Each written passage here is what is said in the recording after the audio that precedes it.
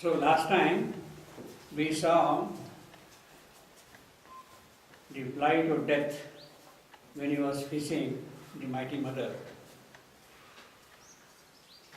Actually, her mastering word commanded every limb.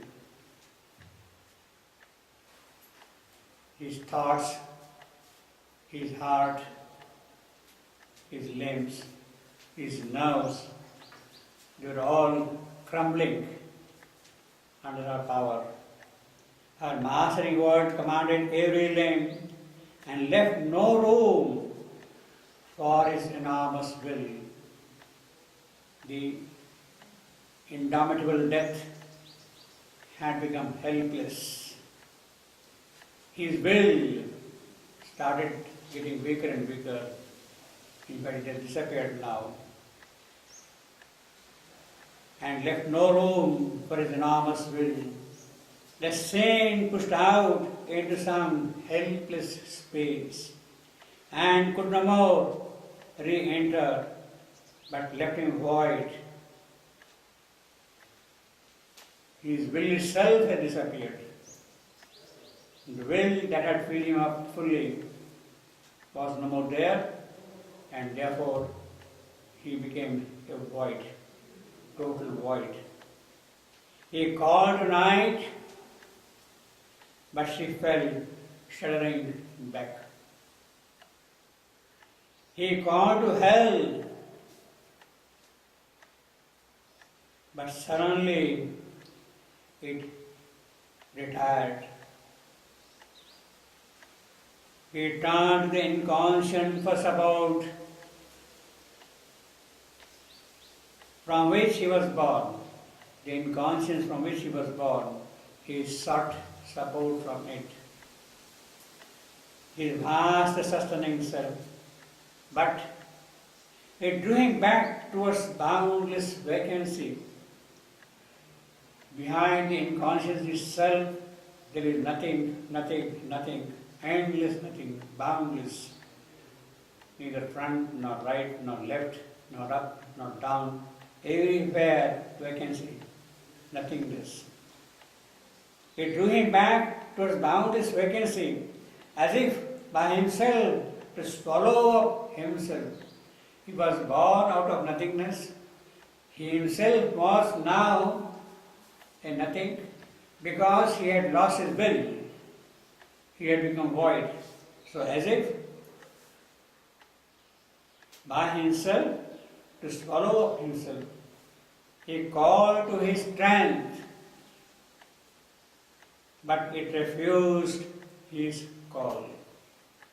His body was eaten by light, his spirit devoured. At last he knew defeat inevitable and left crumbling the shame that he had borne. That also speaks of the insubstantiality of death himself. He was a product of nothing, and he himself has now become nothing again. The strength which he had derived from nothing has disappeared. The body was eaten by light, his spirit devoured. At last he knew defeat inevitable and left crumbling the shame that he had borne. Abandoning hope to make man's soul his prey and forced to be mortal, the immortal will. He wanted the immortal will to accept the law of mortality, to be immortal, but he had to abandon his plans, his hope, his measures. Abandoning hope to make man's soul his prey and forced to be mortal, the immortal spirit. Afar he fled, shuddering, her dreaded touch. Savitri's dreaded touch, the Divine Mother's dreaded touch. The mighty Mother's force pushed him out totally. out of the void, out of the inconscience, out of the night, out of the hell. And he fled, abandoning her dreaded touch, and refuge took in the retreating night. The only place where he could stay was the night from which he was born. But the night itself was receding back, falling back, running away from the luminosity or the figure standing in front of him. Actually,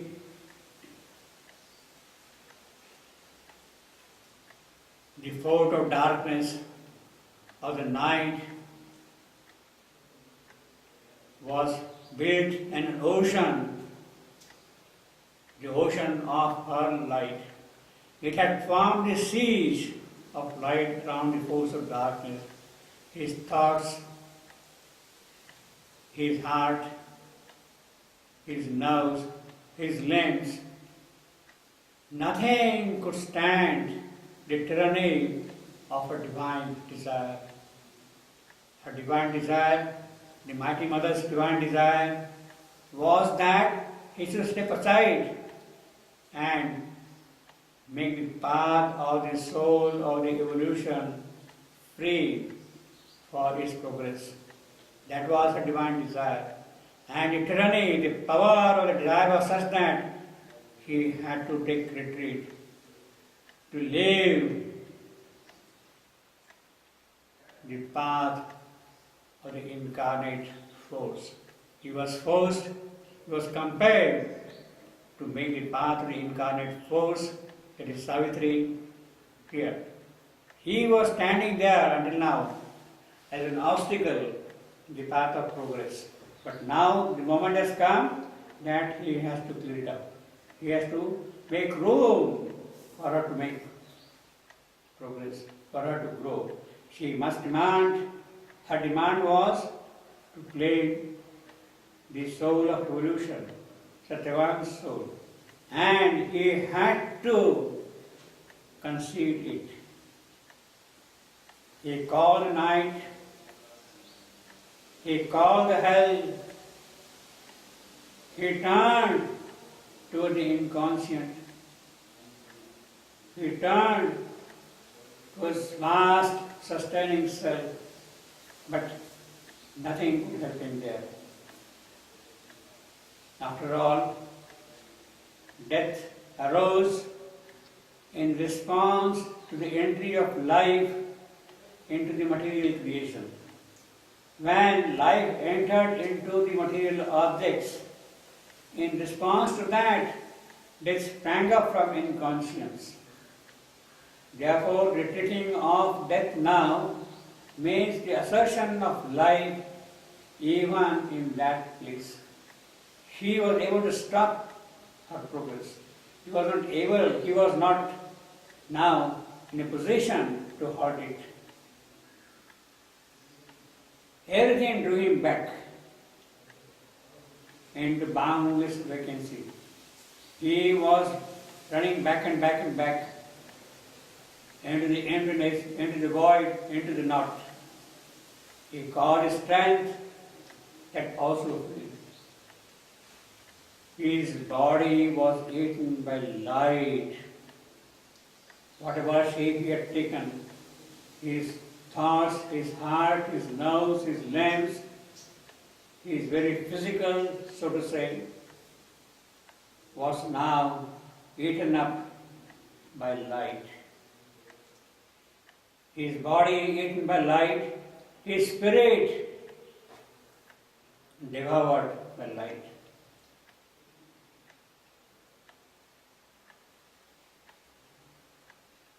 He tried to take refuge in the retreating night, but that also could not happen. Death is a vast embodied void. What is death after all? It is the void itself who had assumed the shape of a figure, of a person, to oppose the power of light. Until now, he was standing there without any form, without any strength, without figure, because it never felt the possibility of any invasion taking place there. Death is an assumed figure of the void. Night was his last refuge. But what is night after all? That itself is the dim mask of the Supreme. The Supreme, for a certain purpose, had put on that mask around itself. But now, a moment has come that that mask has to be kept aside, has to be thrown out, and his real form, his real figure, his real power has to come into play. There was error, but now that has split. What is the error? That everything is governed here by death. It is not true. With the dismemberment of death, with the disappearance of death, with the devouring of death by the light, that error also has disappeared.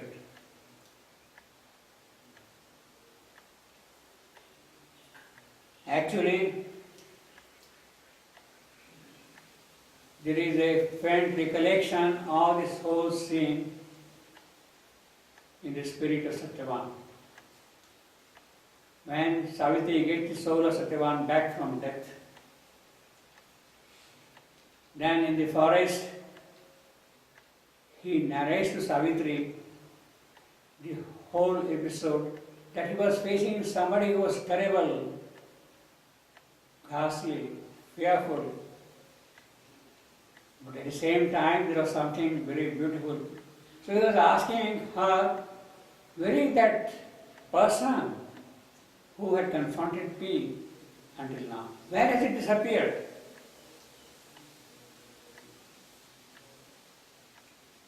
Where has passed that formidable shape? This is the question he is asking to Savitri. But Savitri tells him back, look, you don't have to worry about it. It is all now past. It is all over.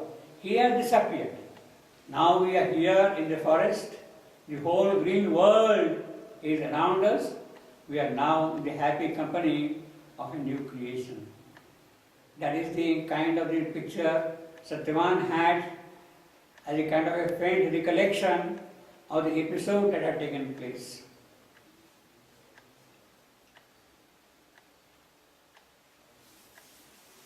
So, claiming back Satyavan from death is actually claiming back his soul from nothingness, from the inconscient void itself.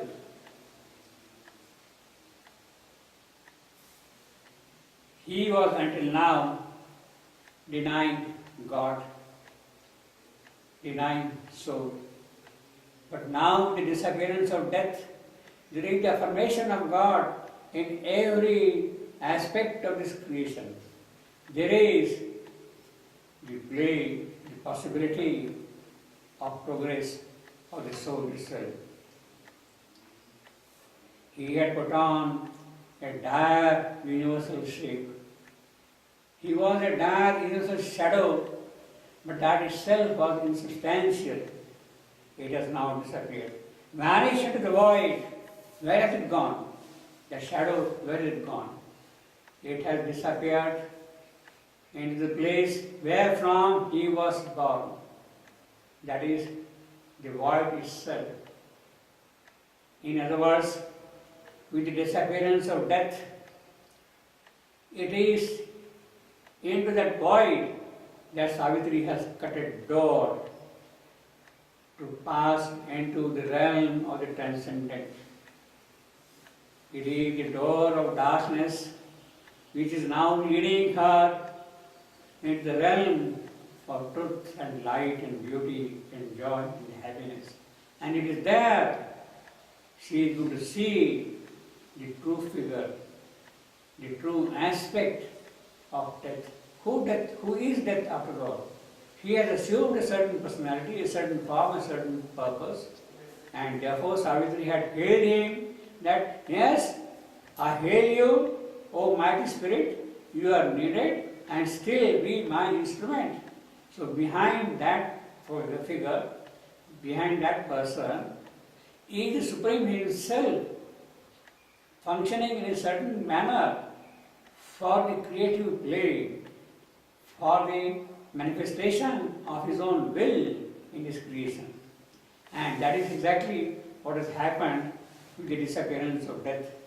Afar he fled, shunning a dreaded touch, and refused to into the retreating night, in the dream twilight, that symbol world, the dark universal shadow disappeared, vanishing into the void from which it came, vanishing into the void from which it came.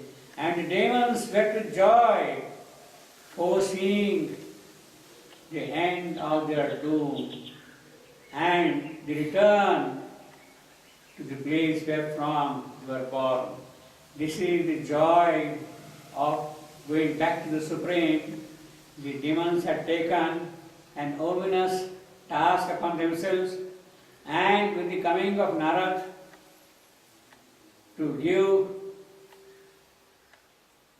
initiation to Savitri, he sang the songs, and in the sequence of that song, the demons see the approach of their end, of their existence, and they are happy now that they will cease to be so, and they will go back into the origin from which they had come. Here also, Death, who had presented himself as a denier to Savitri, now is returning back into his true self, into the divine self, the Supreme Himself. Savitri has cut a door into the void, and behind that void she sees the Supreme Himself undertaking this great, dynamic, mystic task. Vanishing into the void from which it came, as if deprived of its original cause. The twilight realm passed fading from their souls, and Satyavan and Savitri were alone. Death has disappeared. In the procession, it was the spirit of Satyavan. Behind him, Death. Behind him was marching Savitri. But now what has happened? Death has disappeared. The void is present there, and as if it is that void now which is standing as a translucent wall between Satyavan and Savitri. Although death has disappeared, it does not mean that they have come together. There is still that void present between them two. And it is that which must disappear. The translucent wall or the void, it is that which must disappear. And Satyavan and Savitri were alone, but neither stirred. Between those figures rose a mute, invisible and translucent wall. In the long blank moments pause, nothing could move. In that enormous space, everything had come to stand still. Neither Satyavan, nor Savitri, nor death, nor Supreme. Everything was still. And all waited on the unknown, inscrutable will. Whatever is now going to be decided, will be decided by the Supreme Will Himself. One big task is accomplished. Death has now disappeared from the scene. His part is over. He is no more needed in the future part, future aspects of manifestation, in the dynamics of a higher life. And therefore, what is going to happen, how it is going to happen, that is still unknown. All waited on the unknown, inscrutable will. In other words, whatever is going to happen now in the will how the unknown, the inscrutable